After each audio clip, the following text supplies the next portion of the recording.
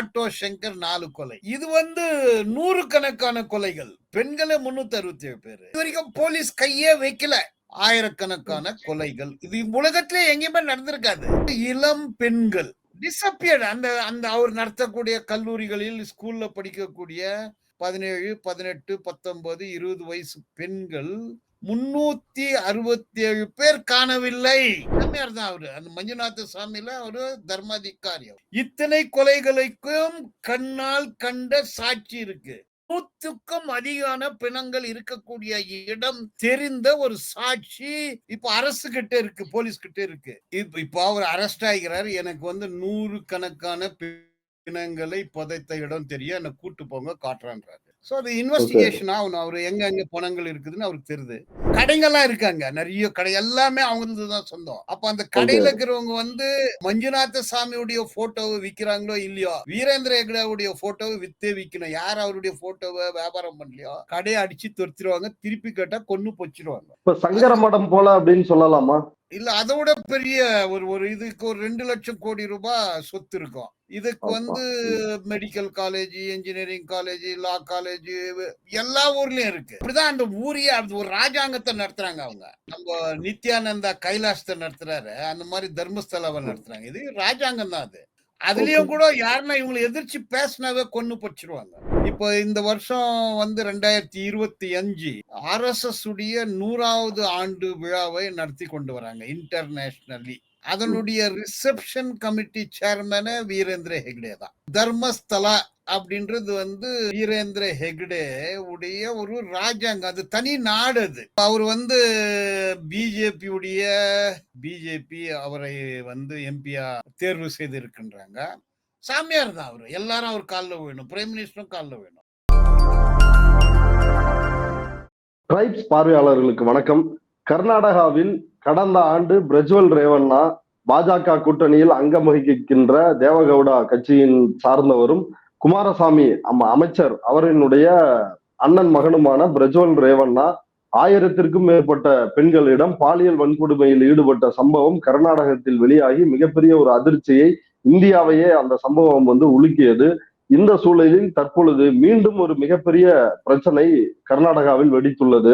குறிப்பாக தட்சிண கர்நாடகா பகுதியில் உள்ள தர்மஸ்தலா அப்படின்ற இடத்தில் உள்ள மஞ்சுநாதர் கோயில், அந்த கோயிலில் உள்ள பல்வேறு கொலைகள், அது நடத்துகின்ற பள்ளி கல்லூரி, அந்த கோயில் சார்பாக நடத்தப்படுற பள்ளி கல்லூரிகளில் இளம் சிறுமிகள் உள்ளிட்ட இளம் பெண்கள் பலரும் மர்மமான முறையில் கொல்லப்பட்டிருக்கிறாங்க. இந்த எண்ணிக்கை தற்போது வரை 100 அப்படின்னு சொன்னாலும் 600க்கும் மேல இப்படி பெண்கள் பாலியல் வன்கொடுமை செய்யப்பட்டு அங்க கொல்லப்பட்டிருக்கலாம் அப்படின்ற ஒரு தகவல்கள் வெளியாகிட்டு இருக்குது. இந்த சூழலில் இந்த விவகாரம் தொடர்பாக செயல்பட்டு வருகின்ற மூத்த வழக்கறிஞர், கர்நாடகாவை சார்ந்தவர், பெங்களூருவில் வழக்கறிஞராக பணியாற்றி வருகின்ற திரு பாலன் அவர்கள் நம்மோடு இணைந்துள்ளார். வாருங்கள், அவரோடு பேசலாம். சார் வணக்கம். வணக்கம் சார். இந்த தர்மஸ்தலா கோவில், அதுல நடந்த பிரச்சனை என்ன? அது ஒரு ஜெயின் கோயில் அப்படின்னு சொல்றாங்க. அதனுடைய இப்ப இருக்கிற தர்மாதிகாரி, அதாவது பீடாதிபதி வீரேந்திர ஹெக்டே, அவர் பாஜகவில் இருக்கிறார். ராஜ்யசபா மெம்பராக, எம்பியாக அவர் இருக்கிறார் அப்படின்ற தகவல் தெரியுது. இதனுடைய பின்னணி என்ன சார்? இப்போ அவர் பிஜேபியுடைய ராஜ்யசபா எம்பி. பிஜேபி அவரை எம்பியா தேர்வு செய்து இருக்கின்றாங்க. பிரதம மந்திரி அவருடைய காலை தொட்டு வணங்குகிறார். கர்நாடக முதலமைச்சர்கள், அமைச்சர்கள் இவர்கள் எல்லாரும் கூட அவருடைய காலை தொட்டு வணங்குகிறார்கள். இப்போ இந்த வருஷம் 2025 RSS உடைய 100வது ஆண்டு விழாவை நடத்தி கொண்டு வராங்க இன்டர்நேஷனலி. அதனுடைய ரிசப்ஷன் கமிட்டி சேர்மனே வீரேந்திர ஹெக்டே தான். ஓகே.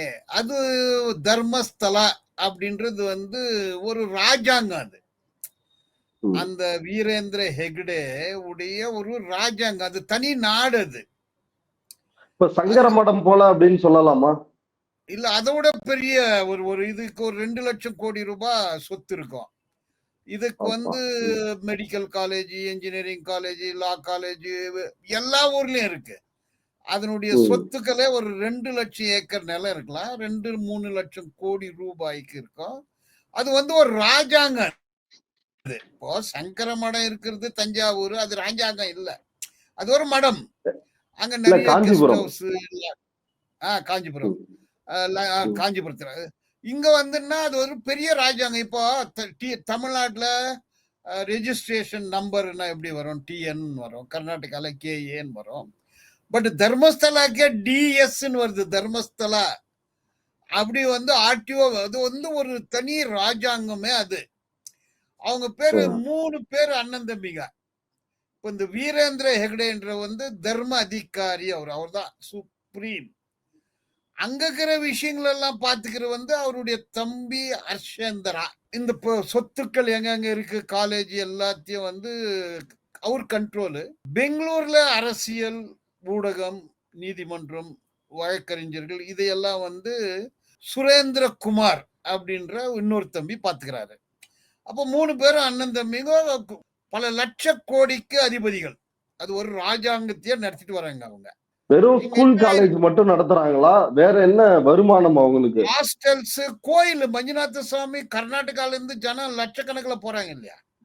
தர்மஸ்தலான்றது வந்து ஒரு புகழ்பெற்ற இடம் அது. அங்க வந்து இப்போ நீங்க காஞ்சி மடம்னு சொன்னீங்க, அதுக்கு வெறும் ஒரு ஒரு சமூகத்தை சார்ந்தவங்க தான் போவாங்க. இங்க பொதுமக்கள் லட்சக்கணக்கில் போறாங்க. அது அந்த மாதிரியான. அது ஆக்சுவலா அவரு ஜெயின், பிராமணர் அல்ல. மஞ்சுநாத சாமின்றது வந்து அது பிராமணர் கடவுள். அது ஒரிஜினலா பார்த்தா புத்தா தான். புத்தாவை திருடி கொண்டு மஞ்சுநாத சாமி என்ற ஒரு வேலையை செய்து கொண்டிருக்கிறாங்க. இது நடக்குது. இப்போ 367 இளம் பெண்கள், 367 பேர் on record disappear ஆயிட்டுக்கிறாங்க. Okay. Disappeared. அந்த அந்த அவர் நடத்தக்கூடிய கல்லூரிகளில், ஸ்கூல்ல படிக்கக்கூடிய 17, 18, 19, 20 வயசு பெண்கள் 367 பேர் காணவில்லை. அங்க வந்து ஒரு பஞ்சாயத்து இருக்கு, தர்மஸ்தலா பஞ்சாயத்து. தர்மஸ்தலா தாலுக் பஞ்சாயத்து, டிஸ்ட்ரிக்ட் பஞ்சாயத்து, கிராம பஞ்சாயத்து. அப்ப என்ன பண்ணுவாங்கன்னா, பஞ்சாயத்து எலெக்ஷன் நடக்கும். எலெக்ஷன்ல வந்து யாருன்னா நாமினேஷன் போடலாம். எல்லா கேண்டிடேட்டையும் கூப்பிட்டு அவர் சொல்லுவாரு, நீ தான் இந்த முறை தாலுக் பஞ்சாயத்து, நீ டிஸ்ட்ரிக்ட் பஞ்சாயத்து, நீ கிராம பஞ்சாயத்து. அவர் யார் சொல்றா அவங்க தான். எலெக்ஷன் நடக்காது, எலெக்ஷன் நடக்கும். அவர் யார் சொல்றாங்களோ ஓகே. இப்படிதான். ஓகே. 1983ல தேவானந்தா அப்படின்ற ஒரு கம்யூனிஸ்ட் கட்சியை சார்ந்தவர், தர்மஸ்தலாவை சார்ந்தவர், கம்யூனிஸ்ட் கட்சியை சேர்ந்தவர். அவர் ஒரு சிபிஎம் லோக்கல் லீடர். அவரு பஞ்சாயத்து எலெக்ஷன்ல நாமினேஷனை போடுறாரு. அப்போ அவரை கூப்பிடுறாங்க. இப்போ நாமினேஷன் போட்டவங்க எல்லாம் வாங்க, தர்மாதிகாரி கூப்பிடுறாரு அப்படின்னு கூப்பிடுறாங்க. கூப்பிட்டாக்கா இவர் சொல்றாரு, நான் வர்றதில்ல. ஏன்னா எனக்கு ஒரு கட்சி இருக்கு, எங்க லீடர் கிட்ட பேசுங்க, அவங்க எப்படி சொல்றாங்களோ அப்படி, நான் வரமாட்டேன் அப்படின்னு சொல்றாரு. அவங்க என்னன்றாங்க, உங்க சிபிஎம் கட்சி கம்யூனிஸ்ட் அதெல்லாம் கிடையாது, அவர் கூப்பிடுறாரு வா, இல்லைன்னா நடக்கிறதே வேற. அப்போ எலெக்ஷனுக்கு முன்ன நாள் அவருடைய ஒரு பொண்ணு, ஒரு 21 வயசு கல்லூரி மாணவி, பத்மலதா அவருடைய பேரு. பத்மலதா ஒரு நல்ல ஒரு அழகான ஒரு பெண்ணு, கல்லூரி மாணவி. அவருடைய மகள் சாயந்தரம் 4 மணிக்கு ஸ்கூலுக்கு போய் ஸ்கூல்ல இருந்து வீட்டுக்கு வரணும். அந்த ஸ்கூலை கூட நடத்துறது அவங்கதான். பல கல்லூரிகள், காலேஜ். ஒண்ணு இல்ல, பல கல்லூரிகள் எல்லாமே ஆச்சா. இந்த பொண்ணு வந்து வரல. உடனே ஆளு விட்டு அனுப்புறாங்க, உங்க பொண்ணு வராது, பொண்ணு எங்க கிட்ட இருக்குது, பொண்ணை நாங்க அனுப்பிச்சிடுறோம், நீ வந்து வாபஸ் வாங்கிடு, உன்னுடைய நாமினேஷனை வாபஸ் வாங்கு அப்படின்னு அங்கிருந்து தகவல் அனுப்புறாங்க. 83ல போனு மொபைல் எல்லாம் இல்ல, தகவல் அனுப்புறாங்க. இவர் சொல்றாரு, இல்ல நீங்க பேசுறதா இருந்தா எங்க கட்சி தலைமை கிட்ட பேசுங்க, அவங்க சொன்னா நான் வாபஸ் வாங்கிக்கிறேன், என்ன கட்சி சொல்லி போட வச்சுக்கிறாங்கன்னு உறுதியா நிக்கிறாரு. எலெக்ஷன் வாபஸ் ஆவறதில்ல, எலெக்ஷன் நடக்குது. அவர் தோத்து போறாரு, அது வேற விஷயம். 2வது நாள் அவருடைய பெண் பத்மலதா கற்பழித்து கொல்லப்பட்டு நேத்ராவதி நதி கரையோரம் வந்து சடலம் நிக்குது. இதை இவர் போலீஸ் ஸ்டேஷனுக்கெல்லாம் போறாரு. இவங்க என்ன பண்றாங்களோ எல்லாம் போலீஸ் ஸ்டேஷன்ல கம்ப்ளைண்ட். அது வந்து அவங்களுடைய ராஜாங்கம். அது அங்க போலீஸ் எல்லாம் ஆக்ஷன் எடுக்க மாட்டாங்க. அதுக்கப்புறம் வேதவல்லி அப்படின்ற ஒரு பெண், அதுக்கப்புறம் சௌஜன்யா அப்படின்ற ஒரு பெண்ணு. அந்த பொண்ணு வந்து ஒரு 20 வயசு பொண்ணு, அது கல்லூரி மாணவி. அது வந்து கவுடா வகுப்பை சேர்ந்த பொண்ணு. பட் டார்கெட் அந்த பொண்ணு இல்ல. அந்த தர்மஸ்தலால எல்லா லேண்டும் அவங்களே வாங்கிடுவாங்க. ஒரு பார்ப்பனர்து ஒரு 5 ஏக்கரா நிலம் இருக்கு. அந்த நிலத்தை எங்களுக்கு வித்துடுன்றாங்க. யாரு? இதே குரூப் தான், இந்த தர்மாதிகாரியுடைய குடும்பம். அவர் விற்கிறது இல்லைன்றார். அதனால அவங்க பொண்ணை கடத்தி அந்த லேண்டை வாங்கணுன்றதுக்கு தான் வராங்க. அப்ப அந்த பொண்ணு மாதிரியே சாயல்ல இருக்கக்கூடிய பொண்ணு தான் வந்து சௌஜன்யா. ஓ, அவரோட பொண்ணு சாயல்ல இந்த பெண் சௌஜன்யா இருந்ததுனால இந்த பெண்ணை வந்து கடத்திட்டு போறாங்க. பார்ப்பனருடைய பெண்ணு சாயல்ல இந்த பெண் இருக்கிறதுனால பை மிஸ்டேக் இந்த பொண்ணை தூக்கிட்டு போய் கற்பழிக்கிறாங்க, ரேப் பண்றாங்க, அப்புறம் கொன்னுறாங்க. டெட் பாடியை வந்து கிடைக்கிறது இல்லை. இது பல போராட்டங்கள் நடக்குது. அப்ப அவங்க எந்த அளவு இந்த மாதிரி 367 பெண்களை கற்பழித்து கொலை செய்த சம்பவம். இதுல வந்து ஆண்கள் கூட வந்து மிஸ் ஆயிடும். சப்போஸ் அந்த இடத்துல பிச்சைக்காரங்க இருக்கக்கூடாது. பிச்சைக்கார் வந்தா ஓடிடணும், இல்லைன்னாக்க திருப்பி அங்க போனா கொன்னுட்டு பச்சிருவாங்க. அப்போ 100கணக்கான ஆண்களும் கொலையுண்டு கொலை செய்து புதைக்கப்பட்டார்கள். இப்ப சௌஜன்யா கேஸை எடுத்துக்கோ. அதுல அங்க இருக்கக்கூடிய இடதுசாரிகள், முற்போக்கு சிந்தனையாளர்கள் இவங்க எல்லாம் வந்து பெரிய போராட்டங்கள் நடக்குது. ஆயிரக்கணக்கான பேர் திரடுறாங்க. அப்போ அவங்களுடைய வாய் அடைக்கிறதுக்காக ஒரு எஃப்ஐஆர் ரெஜிஸ்டர் ஆகுது, சிபிஐக்கு போகுது. அப்போ இந்த சம்பவத்துக்கு சம்பந்தம் இல்லாத யாரோ ஒரு அப்பாவிய கைது பண்ணி அது கோர்ட்ல சாட்சியங்கள் இல்லாத அது ஹைகோர்ட்டில் ஆச்சு. ஹைகோர்ட்ல கூட இவருக்கு அதுக்கு சம்பந்தம் இல்லைன்னு. அப்போ இது ஒரு சாம்ராஜ்யம். அவங்க என்ன பண்றாங்கன்னா ஹைகோர்ட்ல வந்து அவங்களுக்கு இன்ஜெக்ஷன் ஆர்டர் வாங்கிக்கிறாங்க. சௌஜன்யாவை ஒட்டி யாரும் போராட்டம் பண்ணக்கூடாது, சௌஜன்யாவை ஒட்டி யாரும் கேள்வி எழுப்பக்கூடாது, அந்த தர்மஸ்தல தர்மதிகாரிகளை எதிர்த்து யாரும் போராட்டம் பண்ணக்கூடாதுன்னு ஹைகோர்ட் ஜட்ஜ்மெண்ட். ஆனா மிகப்பெரிய பொதுவா இல்ல சார், பொதுவா வந்து இந்த மாதிரி வழக்குகள்ல எங்களோட எங்க கோவிலோட இல்ல எங்களோட தொடர்பு படுத்தி பேசுறாங்க, அப்படி பேசக்கூடாது, அப்படிதான் வந்து ஒரு இன்ஜெக்ஷன் வந்து வாங்குவாங்க. ஆனா இந்த பிரச்சனை ஒட்டியே பேசக்கூடாது. அப்ப யாருன்னா மீட்டிங் போனா போலீஸ் வந்து அரெஸ்ட் பண்ணுவாங்கன்னா நீங்க புரிஞ்சுக்கோங்க. பல லட்சம் ஏக்கருக்கு சொந்தக்காரர், ஒரு ராஜாங்கத்துக்கே அதிபர், ஒரு தர்மஸ்தல ராஜாங்கத்துக்கு பல மெடிக்கல் காலேஜ், பல இன்ஜினியரிங் காலேஜ், பல லா காலேஜ், பல லாட்ஜஸ், பல கெஸ்ட் ஹவுசஸ். பிரதம மந்திரி அவருடைய காலில் விழுறாரு, சீஃப் மினிஸ்டர் அவர் காலில் விழுறாரு. அந்த அளவுக்கு பவர்ஃபுல். அப்போ 360 இருக்கிற சித்தராமையாவுமா அவர் கூட போய் விழுந்துகிறாரு. இது அவருடைய பின்புலம். இப்ப நான் தான் சொன்னேன், RSS உடைய இன்டர்நேஷனல் செலிப்ரேஷன் அவர் தான் வந்து ரிசப்ஷன் கமிட்டி சேர்மன். பல லட்சம் கோடி, பல லட்சம் ஏக்கர், பல காலேஜுகள். அது வந்து ஒரு ராஜாங்கம். 367 பெண்கள் காணாமல் போயிருக்கிறாங்க. என்ன ஆனாங்கன்னு தெரியாது. சௌஜன்யா பெண்கள் மட்டும் 367 பெண்கள், மீதி ஆண்களும் இருக்கிறாங்க, நூற்றுக்கணக்கான ஆண்கள். இளம் கல்லூரி மாணவர்கள், 21, 22, 23 வயசு பெண்கள். அப்போ இது எல்லாமே கற்பழித்து கொலைதான். போலீஸ் ஆக்ஷன் எடுக்காது. இப்போ இது 83ல இருந்து பல போராட்டங்கள் வருது. Very powerful. ஒன்றும் பண்ண முடியல. அப்போ போலீஸ் எல்லாமே அவங்க பக்கம் நிக்குது. Powerful lawyers, powerful politicians, powerful police officers, powerful, எல்லாமே பவர்ஃபுல், வண்டர்ஃபுல். இவங்க எல்லாமே அவங்க கூட நிக்கிறாங்க. அப்போ நீதித்துறை, போலீஸ் துறை, அரசு துறை எல்லாமே வந்து அவருக்கு கையில் இருக்கக்கூடிய ஒரு நிலைமை. இது வரைக்கும் எந்த இன்வெஸ்டிகேஷன் ஆகல, அரெஸ்டும் பண்ணல, அவர் போலீஸ் டச் கூட பண்ணல. ஆயிரக்கணக்கான கொலைகள் இது உலகத்திலே எங்கேயுமே நடந்திருக்காது. தமிழ்நாட்டுல நடக்கல, ஆந்திராலயும் நடக்கல. இப்போ இவன் யாரு, ஆட்டோ சங்கர் 4 கொலை. இது வந்து நூறுக்கணக்கான கொலைகள், பெண்களே 367 பேரு. அப்புறம் எந்த கொலை அந்த கொலைன்னாலும் 5, 10, 15 தான். இது இது வந்து பாரு, இது வரைக்கும் போலீஸ் கையே வைக்கல. ஆச்சுங்களா? இப்போ இந்த பிணங்களை புதைப்பதற்கு ஆள் தேவைப்பட, தோண்டி பள்ளம் தோண்டி புதைக்கணும். இதுக்கு அவங்க 2 தலித் துப்புரவு தொழிலாளர்களை பயன்படுத்துறாங்க. அவங்க தான் இந்த பிணங்களை எல்லாம் புதைச்சவங்க. அதுல 6 மாசத்துக்கு முன்னாடி ஒருத்தர் செத்து போறாரு. இப்போ ஒரே ஆள் தான் இருக்கிறது. இத்தனை பிணங்களை புதைத்தவர், அவருடைய மனசாட்சி உறுத்துது.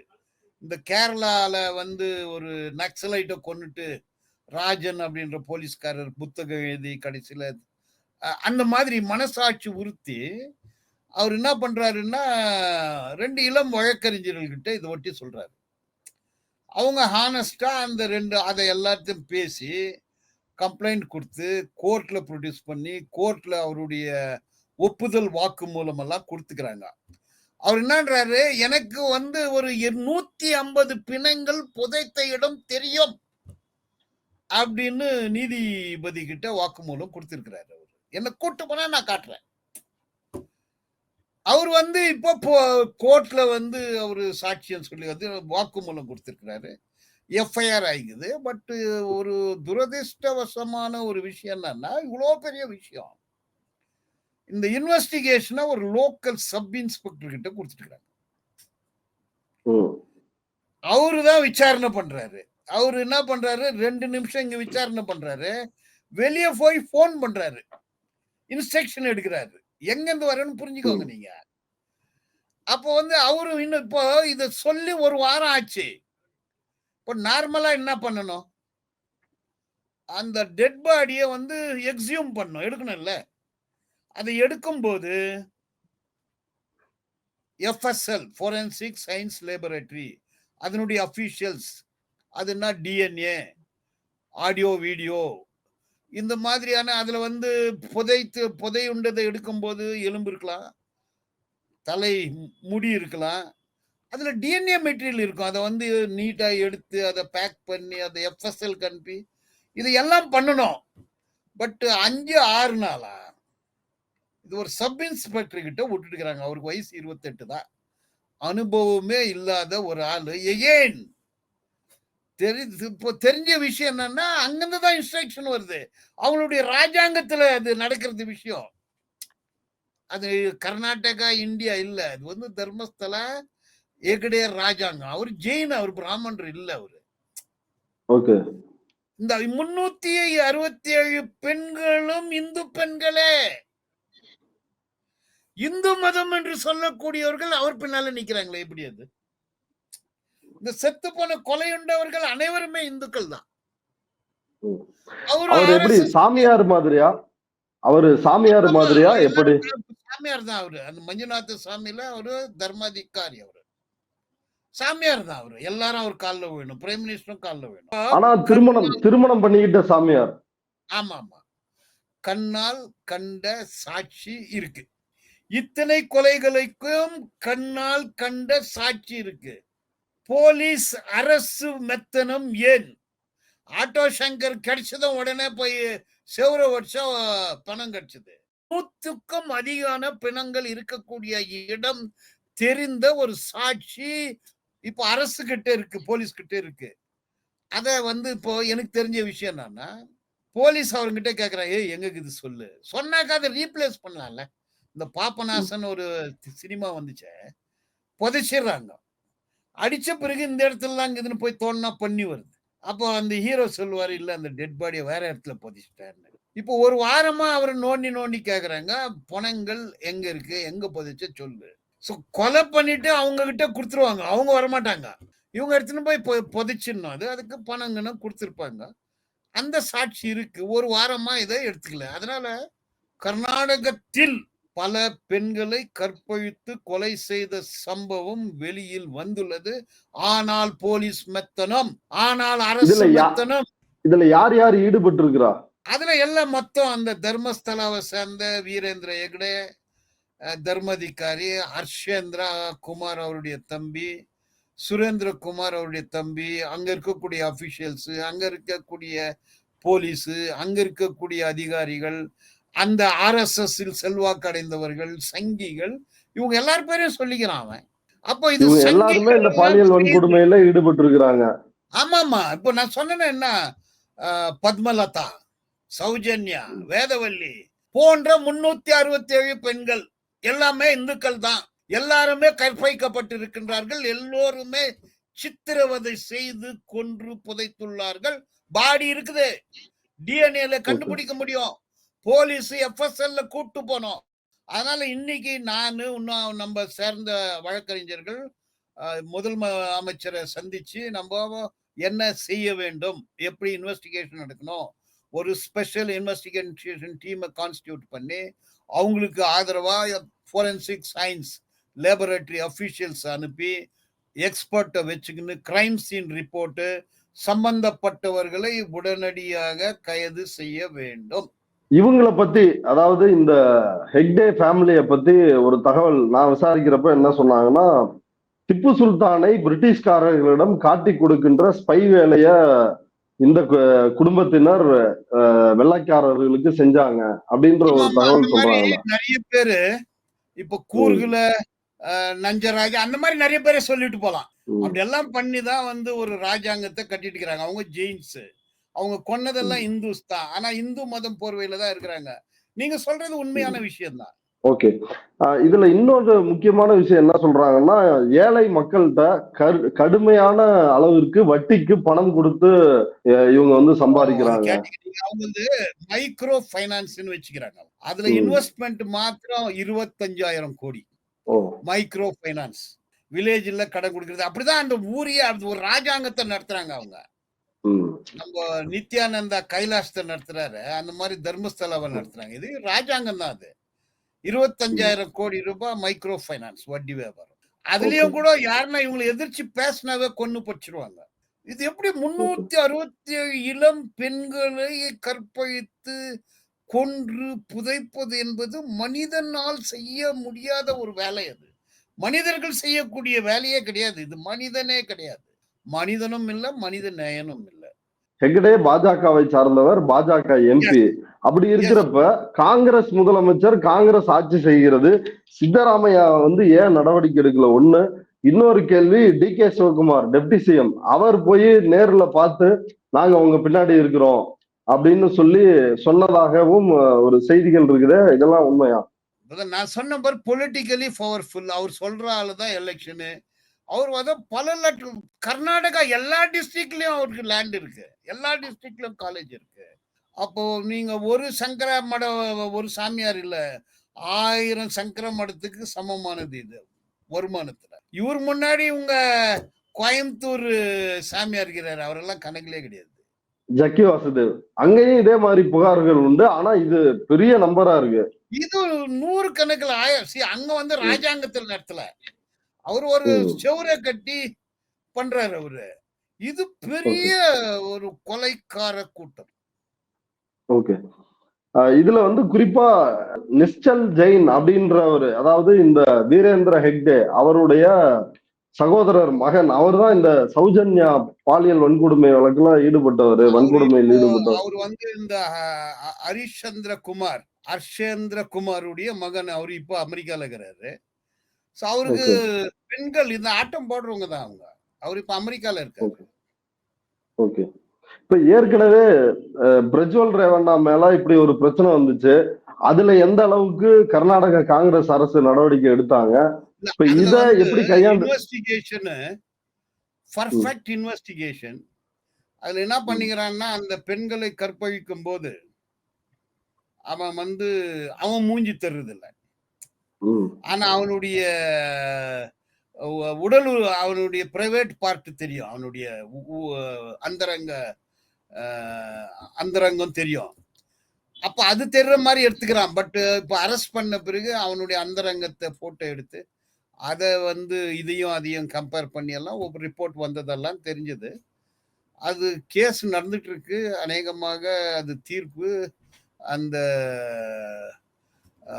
பெண்களுக்கு நியாயம் கிடைக்கும் என்று எதிர்பார்க்கிறேன். Okay okay.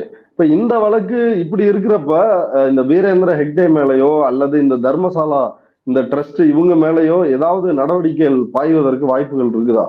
அதெல்லாம் இப்போ lawmaker, law keeper, lawbreaker. இப்போ லா கீப்பர்னா போலீஸ், சிபிஐ எல்லாம் லா கீப்பர். லா மேக்கர்னா பிரைம் மினிஸ்டர், எம்பி இவங்க எல்லாம் லா மேக்கரு. அவங்களே லா பிரேக்கரு.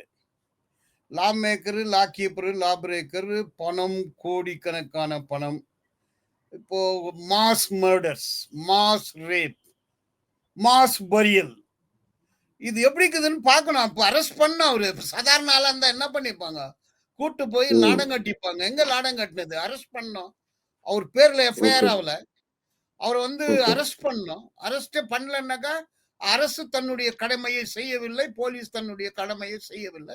அதனாலதான் 1983ல கம்ப்ளைண்ட் கொடுத்த ஆக்ஷன் எடுக்காதனால தான் 367 பெண்களை காவு கொடுத்தோம்.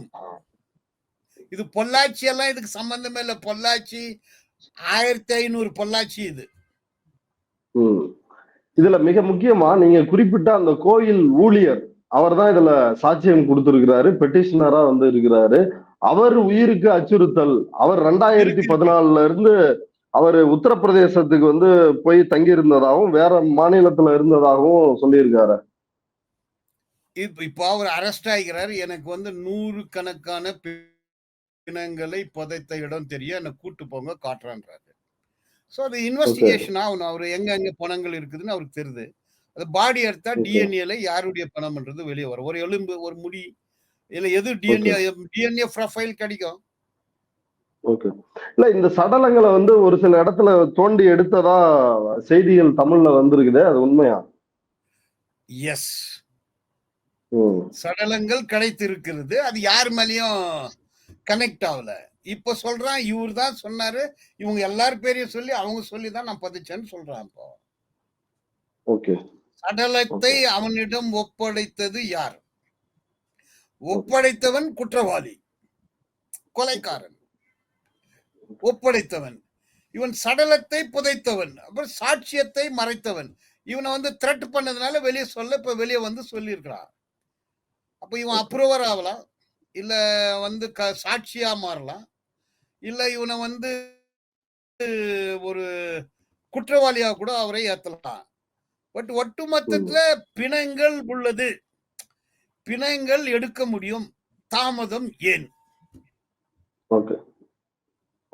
இப்ப இதுல இன்னொரு முக்கியமான கேள்வி இதை பற்றி பேசுகின்ற ஊடகங்கள், குறிப்பா சமூக வலைதளங்களில் இயங்குகின்ற யூடியூபர்கள், இவங்க எல்லாம் குறிவைக்கப்படுறாங்க அப்படின்ற செய்திகளும் வருது. குறிப்பா ஈதினா அப்படின்ற யூடியூப் சேனல்ல ஹைகோர்ட் முடக்கி இருக்கிறதா சொல்றாங்க. 1 or 2 progressive YouTube channel expose பண்றீங்களா முடக்கி இருக்கிறாங்க. இந்த யூடியூபர்ஸ் மேல கேஸ் போட்டு நோட்டீஸ் அனுப்புறாங்க. இந்த ஒரு ஹால் மீட்டிங் வச்சாவோ போலீஸ் கைது பண்றாங்க.